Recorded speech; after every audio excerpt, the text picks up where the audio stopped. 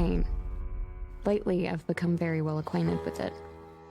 The type that comes when you've been hurt repeatedly by the same person. Only in those rare moments when he pulls me to his chest and makes promises he never seems able to keep, does the pain disappear. Every time we extend the story and do another movie, the dial just gets turned up a little bit and the stakes are higher, and I guess there's just more to fight for, I would say. Relationships are complicated. Now that Tessa and Harden are in the real world as in the adult world, their relationship hasn't evolved. It's still the same relationship with the same obstacles and challenges and sort of insecurities. Hey. Because they're all really internal and emotional, I think that the landscape's just different, and they're dealing with different things now, like long distance and what you do in that situation. I was hoping that we would move to London after graduation. And how was I supposed to know that? This is a continuation of the, trials and tribulations and just, real life issues that a lot of couples go through when they're trying to make it work. And I guess as they go through their lives, it gets easier and then harder and easier and a pretty unpredictable, test of their relationship. You have a great job in Seattle, but I don't have anything there. You'd have me. Okay, that's not enough. If I'm not enough, that's your problem, but you're not gonna stop me. The main story of the third film is about a young woman, Tessa, who gets a job opportunity to go to Seattle, and that means moving, and she expects her boyfriend, Harden, to go with her, and he does not want to go with her. He wants to go to London to move back home, and so there's a lot of conflict because of that.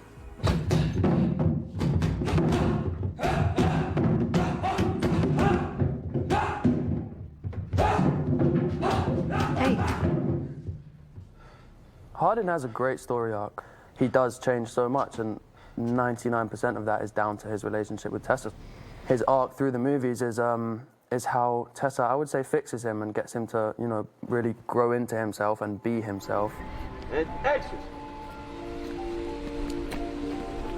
Tessa's arc is one where she develops agency in her life and her decision-making and comes of age. I am so lucky to have had Jo as a co-star. She's amazing, as we all know.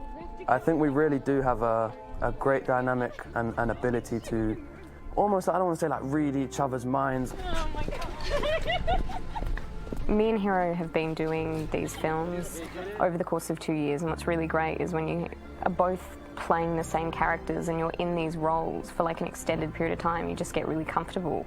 We have such a good shorthand when we're doing scenes. We almost don't need to like talk it through as much. I think we both just know, and one of us might go to say something and the other one will know exactly what we're going to say. They're both so different, the two of them. He's much more sensitive. He isn't as studied. He just kind of like goes with his gut instinct. And she is the complete opposite of that. She's like tough as nails. She wants to know like the logic of every single moment.